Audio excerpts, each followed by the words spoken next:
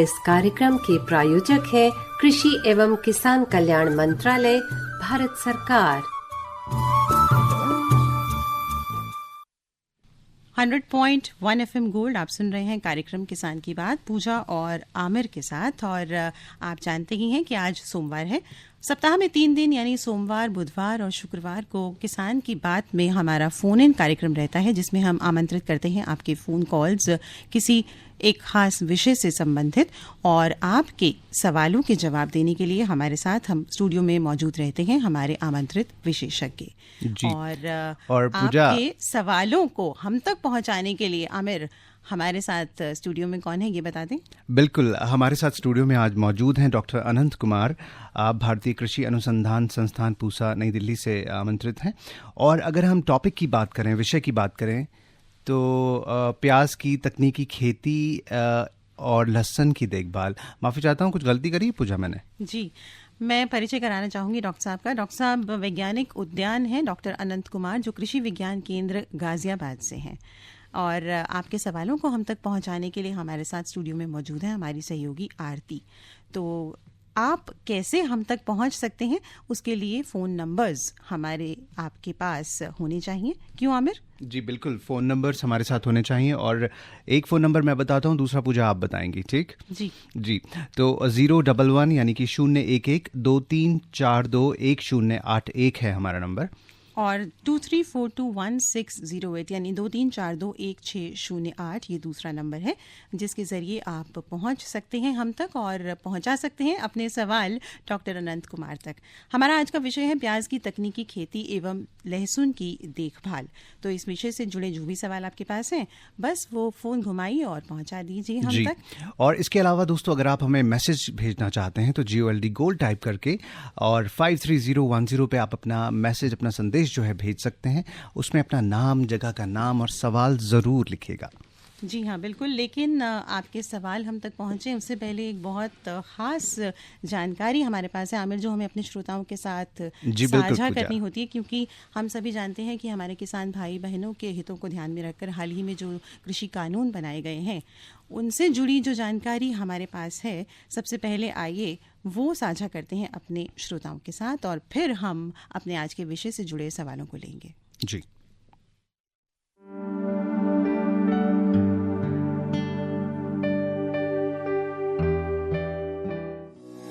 सरकार ने किसानों को उनकी उपज का बेहतर मूल्य दिलाने और ग्रामीण नौजवानों को स्थानीय स्तर पर ही रोजगार दिलाकर आत्मनिर्भर बनाने के लिए कृषक उपज व्यापार और वाणिज्य संवर्धन और सरलीकरण अधिनियम 2020 लागू किया है। मेरे देश का किसान जो उत्पादन करता था, न वो अपनी मर्जी से बेच सकता था, न अपनी मर्जी से जहां बेचना चाहता था वहां बेच सकता था। उसके लिए जो दायरा तय किया था वहीं बेचना पड़ता था। उस सारे बंधनों को हमने खत्म कर दिया है। इस कानून के तहत कृषि उपज की व्यापार की राह को आसान बनाया गया है। APMC के साथ साथ किसानों को विकल्प के रूप में एक और माध्यम से व्यापार करने की आजादी मिल गई है। इस अधिनियम के तहत अनाज, दलहन, तिलहन, फल, सब्जी, नट, मसाले आदि के उपज का व्यापार करना आसान हो गया है। इसके साथ साथ डेयरी उत्पादों, बकरी पालन और पिगरी से संबंधित उत्पादों के व्यापार में भी आसानी हो गई है। साथ ही जानवरों के चारे, कच्चा कपास, कपास के बीज और कच्चे जूट आदि का भी व्यापार हो रहा है। अब किसान और व्यापारी APMC मंडी परिसर के बाहर भी व्यापारी, निर्यातक, प्रोसेसर और रिटेलर आदि से खरीद बिक्री कर सकेंगे। ये व्यापार उत्पादन स्थल, संग्रह, फार्म गेट, कारखाना परिसर, वेयरहाउस, साइलो, कोल्ड स्टोरेज आदि जगहों पर किए जा रहे हैं। इस अधिनियम में व्यापार करने के लिए कई विशेष प्रावधान किए गए हैं, जैसे व्यापार क्षेत्र में जिस व्यापारी के पास पैन कार्ड हो वो किसान या किसी दूसरे व्यापारी के साथ व्यापार कर सकता है। उत्पादक संगठन FPO या कृषि सहकारी समितियों के पास व्यापार क्षेत्र में व्यापार के लिए पैन कार्ड की भी जरूरत नहीं है। कारोबारी लेन देन और भुगतान के लिए इलेक्ट्रॉनिक ट्रेडिंग सुविधा का प्रावधान है। इससे लेन देन में पारदर्शिता के साथ साथ इसका पूरा रिकॉर्ड भी दर्ज रहता है। इस अधिनियम का न्यूनतम समर्थन मूल्य से कोई लेना देना नहीं है। किसानों को एमएसपी मिलता रहा है और इसके तहत खरीद जारी रहेगी। मंडी व्यवस्था भी पहले की तरह जारी रहेगी। एपीएमसी मंडी के बाहर किसी भी ट्रेड एरिया जिसमें इलेक्ट्रॉनिक ट्रेडिंग भी शामिल है, किसानों को कोई भी शुल्क या सेस नहीं लगेगा। इस अधिनियम के किसी भी प्रावधान का उल्लंघन करने पर व्यापारियों पर जुर्माने का प्रावधान है। वाद विवाद और मतभेदों के निपटारे के लिए सुलह बोर्ड का प्रावधान है, जिसमें किसान स्थानीय एसडीएम के पास अपनी शिकायत कर सकते हैं। किसान अपने मोबाइल से भी इस व्यापार को अंजाम दे सकते हैं। कृषक उपज व्यापार और वाणिज्य संवर्धन और सरलीकरण अधिनियम 2020 किसानों की आजादी का अधिनियम है। किसान अब अपनी फसल कहीं भी किसी को भी बेच सकते हैं। किसान अब किसी पर निर्भर रहने के बदले बड़ी खाद्य उत्पादन कंपनियों के साथ पार्टनर की तरह जुड़कर ज्यादा मुनाफा पाएगा। सशक्त अन्नदाता, आत्मनिर्भर भारत।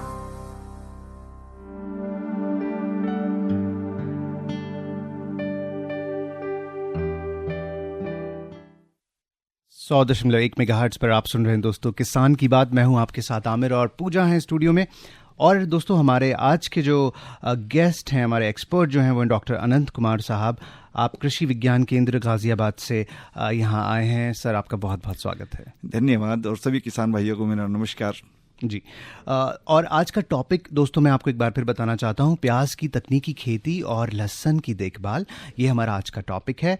और फ़ोन नंबर से एक बार फिर बता देते हैं पूजा। जी बिल्कुल, हमारे फ़ोन नंबर्स हैं 23421608 यानी 23421608 और 23421081 यानी 23421081। और दिल्ली से बाहर के श्रोता हैं अगर आप, तो फिर 011 लगाना ना भूलें इससे पहले। जी, और अगर आप हमें मैसेज करना चाहते हैं तो GOLD गोल्ड टाइप करके 53010 पे आप अपना मैसेज रवाना कर सकते हैं, अपनी जगह के नाम के साथ, अपने सवाल और अपने नाम के साथ। जी, और वक्त बहुत तेजी से आगे सरक रहा है आमिर। इससे पहले कि श्रोताओं के सवाल हम तक पहुंचे, पहला सवाल मैं ही डॉक्टर साहब से पूछ लेती हूँ। और चूंकि हम आज प्याज और लहसुन की बात कर रहे हैं जो हमारे रसोई घर में बहुत अहम भूमिका निभाते हैं, तो डॉक्टर साहब पहला सवाल जो मैं आपसे पूछना चाहती हूँ वो लहसुन से ही जुड़ा हुआ है। जी जी जी। हम सभी जानते हैं कि लहसुन की जो फसल है वो अक्टूबर नवंबर में लगाई जाती है, वो लगी हुई है इस समय। तो अब जाहिर है कि जो वो फसल लगी हुई है तो उसमें क्या क्या करने की अभी जरूरत है, क्या किया जा सकता है, क्या सावधानियां बरतनी चाहिए, थोड़ा सा इस बारे में आप बताएं हमें। बिल्कुल मैडम, आपने बहुत बढ़िया बात पूछी है। देखिए, जैसे हमारी लहसुन की बात हम जैसे आपने पूछी है, तो लहसुन की फसल जो है हम अक्टूबर नवंबर में लगा देते हैं और इस समय जो है वो अच्छी फसलें हमारी खड़ी होती हैं। पर एक सबसे बड़ी दिक्कत आती है, सबसे बड़ी जो दिक्कत आती है वो आती है खरपतवार की। बहुत ज़्यादा खरपतवार आ जाते हैं और जब ज़्यादा खरपतवार आ जाते हैं तो हमारी फसल को दाब लेते हैं वो। तो वो क्या है कि पोषण की कमी आ जाती है और जिससे हमारा जो है पौधा अच्छे से बढ़वार नहीं कर पाता है, या ये कहिए जो उसके गांठें होती हैं, जो लहसुन होता है हमारा, वो अच्छे से नहीं बन पाता है। तो इस समय हमारे किसान भाई विशेष तौर से ध्यान रखें कि अपनी फसल को जो है वो खरपतवार नियंत्रण रहित रखें, मतलब खरपतवार ना होने दें। इसके लिए हमारे किसान भाई जो हैं उसमें जो खुरपी की सहायता से अपनी जो है उसकी एक निकाई गुड़ाई जो है इस समय अवश्य करें, वो हल्की निकाई गुड़ाई करें।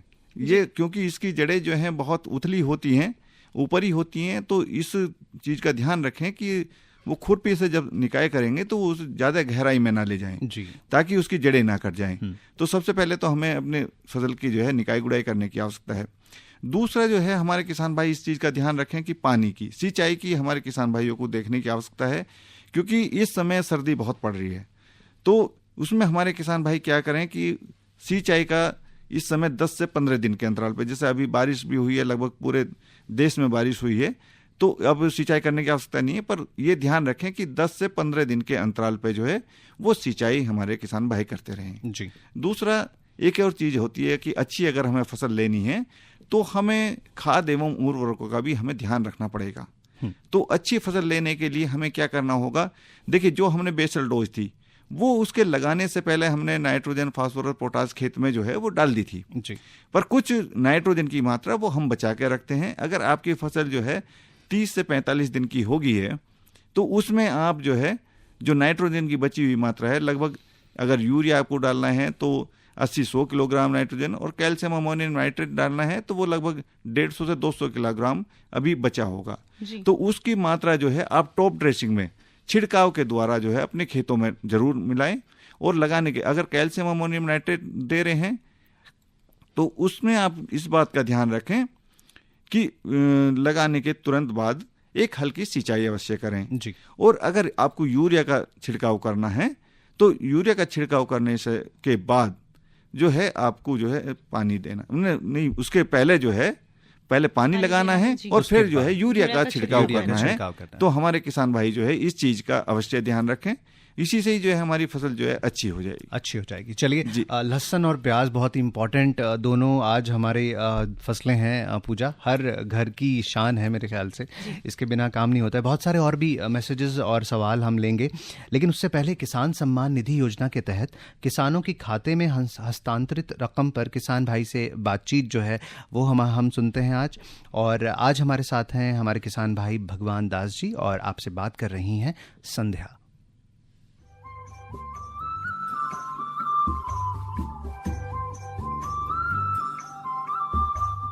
नमस्कार जी, अपना नाम बताइए।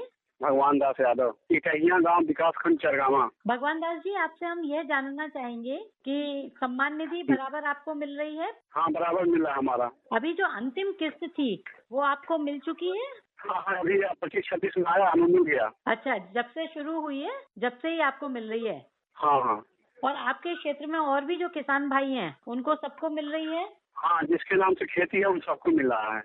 भगवान दास जी, ये जो सम्मान निधि मिलती है ये एक किसान के लिए कितनी अहमियत रखती है?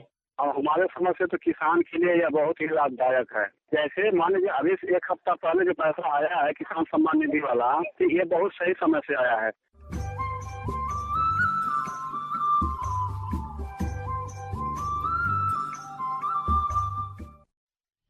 स्वागत है आपका एक बार फिर से AIR FM गोल्ड 100.1 मेगाहर्ट्ज पर।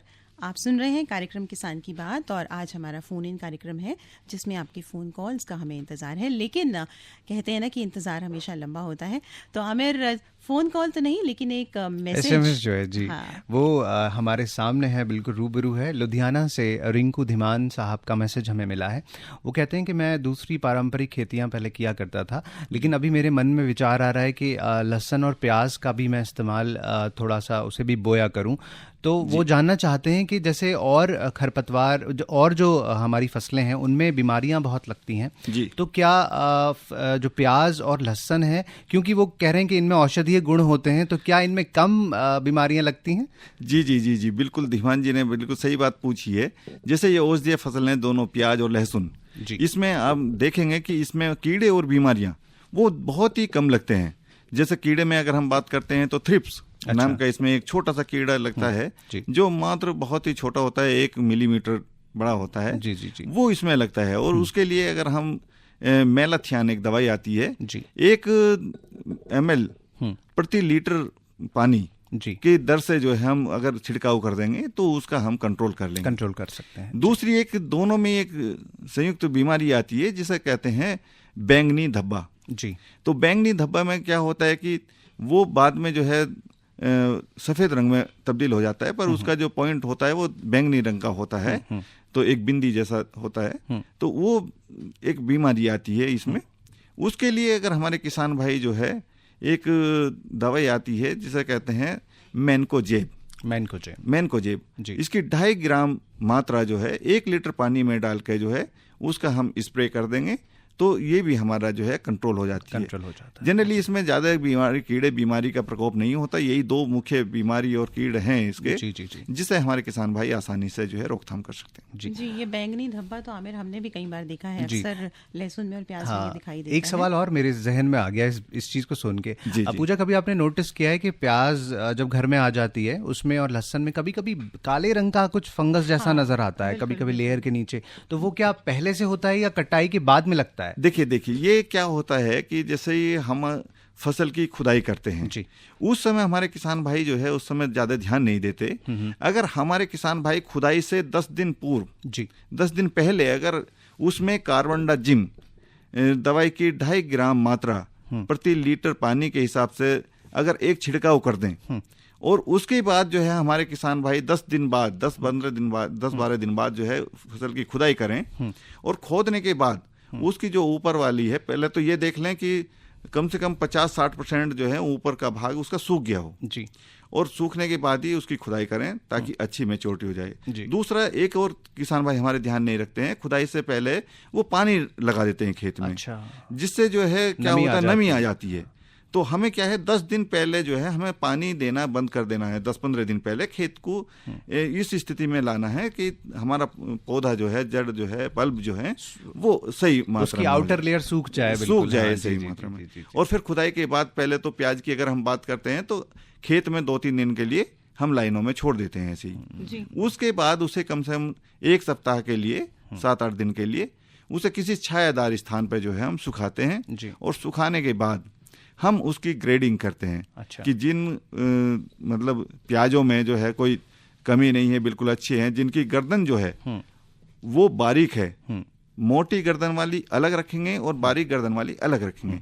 जो 2 फाड़ हैं उन्हें भी अलग कर लेंगे हम, ठीक है ना। तो इस तरीके से हम उसकी ग्रेडिंग करके जो है अलग कर लेंगे और जो अच्छी प्याज हैं उनका हम अच्छे से भंडारण करेंगे। तो ये प्रॉब्लम हमारे किसान भाइयों को नहीं आएगी। ये बहुत अहम बात बताई सर ने। जी, कुल मिलाकर जो आपने जैसे कहा, खुदाई जब करते हैं जी तो उससे पहले ये सब सावधानियां बरतनी। जी जी जी जी जी। और ये दोनों फसलों की आपने बात, ये दोनों ही फसलों में होती है क्योंकि दोनों ही बल्ब वाली फसलें हैं, जो जड़ वाली हैं, जैसे बल्ब इनका खाया जाता है। तो इसमें जो है खुदाई से पहले जो है खेत में सही नमी, मतलब ज्यादा नमी नहीं होना चाहिए।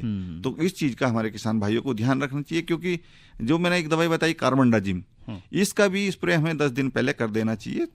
तो हमें रख रखाव में जो है बहुत आसानी मिलती है और जो हमारे रख रखाव में जो बीमारियां आती हैं वो नहीं आती। लंबे समय तक भंडारण भी कर सकते हैं, भंडारण आसानी से कर सकते हैं। डॉक्टर साहब, ये जैसे आपने अभी बात की खुदाई की, ये तो तब हुआ जब फसल या तो तैयार हो गई है और आप उसको निकालने से पहले जो खुदाई कर रहे हैं तो उस समय क्या क्या सावधानियां बरतें। लेकिन जब हम प्याज की बात करते हैं, खासतौर से प्याज की अगर हम बात करते हैं, तो उसकी रोपाई जब हम करते हैं तो ये बताइए कि उसकी रोपाई का सही समय क्या है और किस तरह से ये रोपाई की जाए। जी जी जी, बहुत बढ़िया बात आपने पूछी है मैडम। देखिए, प्याज में खास तौर से हमारे किसान भाई एक बहुत बड़ी गलती करते हैं। जैसे अभी सर्दी चल रही है तो हमारे किसान भाई, मैंने देखा है खुद कि 15 फरवरी तक जो है प्याज की बुआई करते हैं, रोपाई करते हैं। तो हमारे किसान भाइयों को ये नहीं करना है। इसका सही समय जो है वो 15 दिसंबर से लेके 15 जनवरी तक हमारी प्याज की रोपाई हो जानी चाहिए। और रोपाई करने से पूर्व पहले तो हमें ये देखना है कि खेत की तैयारी हमने कैसे की है। इसमें 2-3 अच्छे से जुताई करने के बाद फिर खेत की लेवलिंग करें और खेत की तैयारी के समय देखिए कम से कम 40-50 टन गोबर की अच्छी सड़ी हुई खाद खेत में 1 महीने पहले जो है मिला दें। उसके साथ ही साथ जिस समय हम प्याज की रोपाई करेंगे उससे पहले हम उसमें कैल्शियम अमोनियम नाइट्रेट 200 किलोग्राम और सिंगल सुपर फास्फेट 300 किलोग्राम और 100 किलोग्राम म्यूरेट ऑफ पोटाश, तो ये खेत में जो है, और 30 किलोग्राम 25 से 30 किलोग्राम सल्फर। देखिए इसमें एक आपने देखा होगा कि गंध आती है प्याज में, वो एलाइल प्रोपाइल डाइसल्फाइड के कारण, उड़नसील एक तेल होता है उसके कारण आती है। अगर ये सल्फर की कमी होती है तो वो गंध हमें थोड़ी कम आएगी। तो हमें 25-30 किलोग्राम सल्फर भी जो है अपने खेतों में मिलाने की आवश्यकता होती है। तो ये खेत की तैयारी के समय जो है हमें खेत में मिला देनी है। उसके बाद हमें प्याज की पौध जो है बुआई करनी है। इसमें बुआई का देखिए एक तरीका होता है, इसमें जो है जो क्यारियां बनाते हैं वो ज़्यादा चौड़ी नहीं बनाते। इसमें लगभग क्यारियां जो है वो 5-6 फीट चौड़ी बनाते हैं और आवश्यकता अनुसार लंबाई हम रख सकते हैं। और उसमें क्या करेंगे कि पौधे से पौधे की दूरी 10 सेंटीमीटर और लाइन से लाइन की दूरी 15 सेंटीमीटर। अच्छा। इस तरीके से हम रखते हैं। और देखिए लगाने के तुरंत बाद, पहले तो एक और चीज़ मैं बता दूं कि जैसे ही रोपाई को करने से पहले हमें जो अपनी प्याज है उसे भी उपचारित कर लेना चाहिए।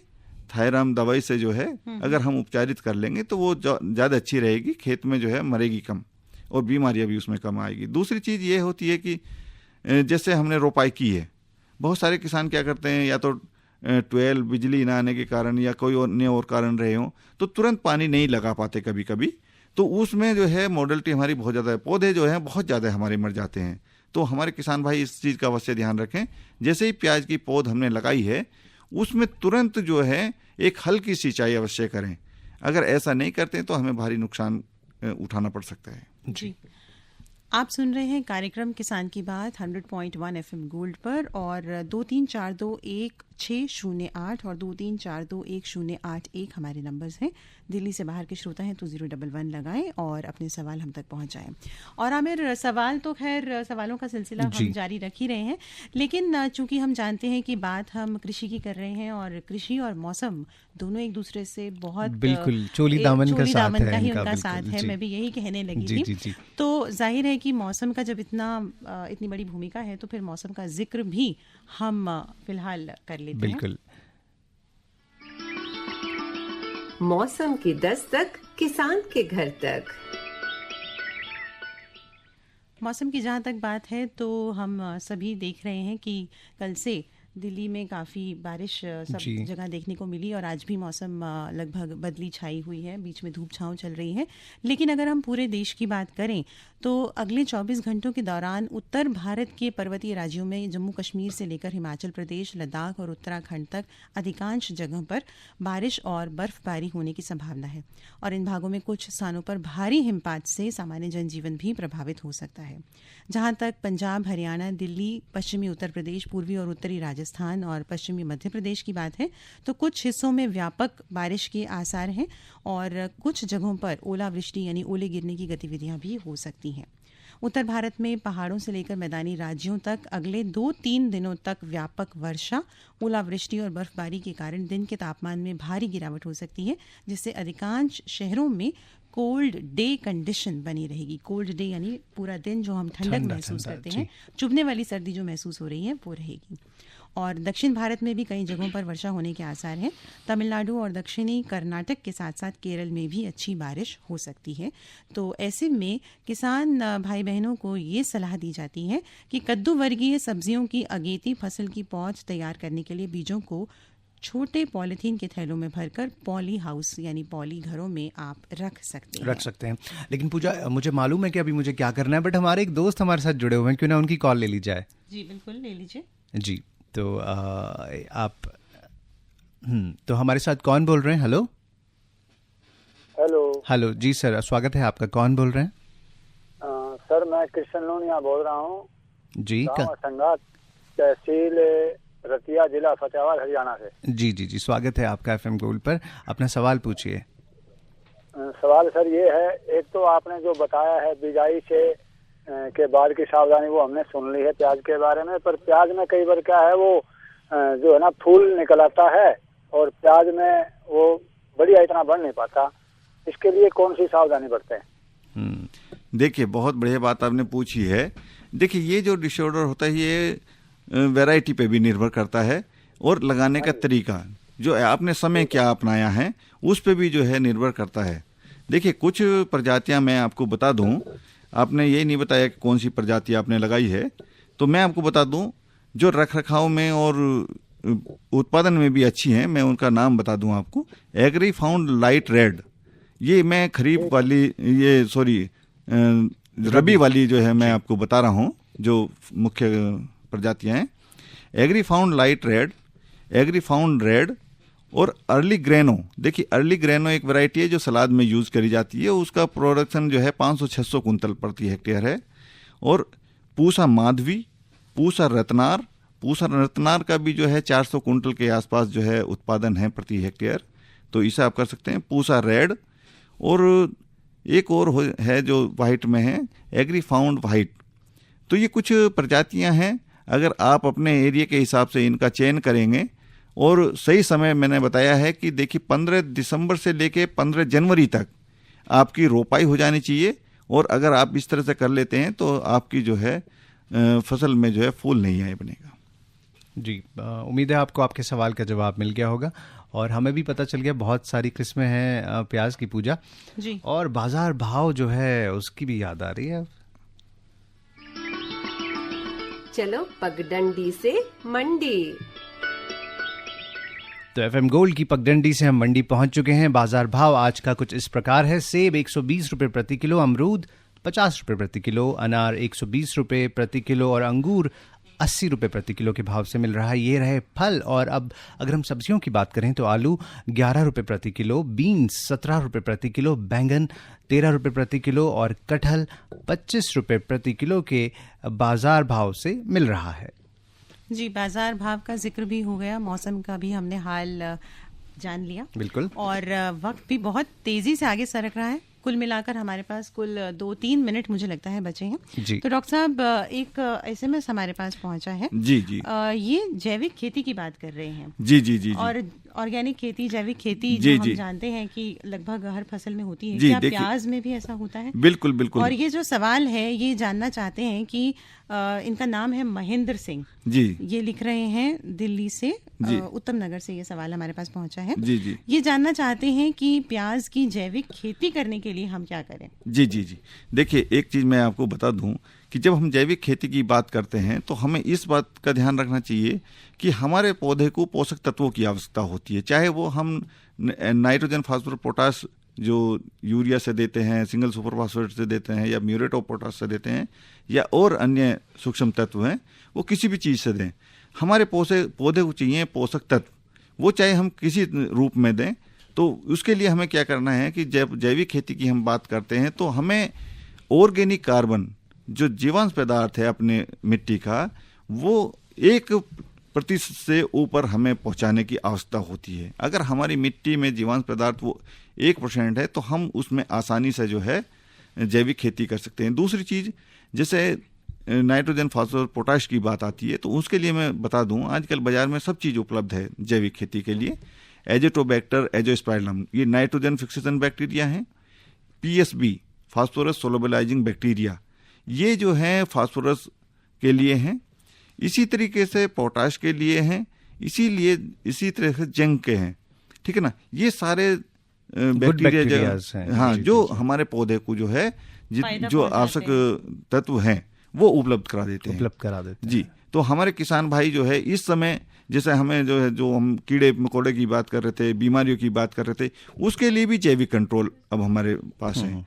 तो हम आसानी से जो है आज जैविक खेती कर सकते हैं। जैसे हमने कहा कि जैसे थ्रिप्स आ गया तो उसके लिए हम नीम ऑयल का हम इस्तेमाल कर सकते हैं।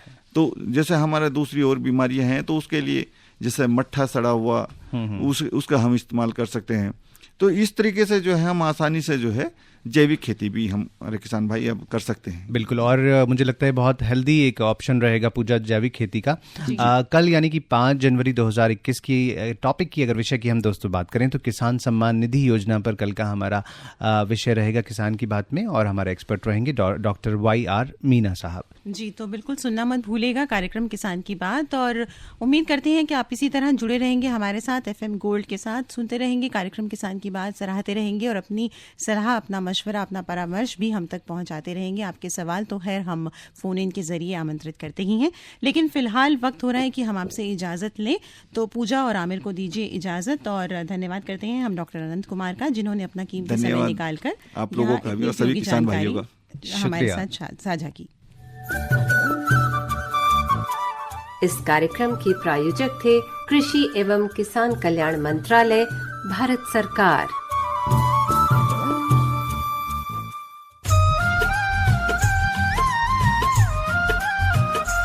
ऐसी नई नई तरकीबें अब हमको है चुननी, ऐसी नई नई तरकीबें अब हमको है चुननी। लक्ष्य हमारा हर किसान की आमदनी दुगनी, लक्ष्य हमारा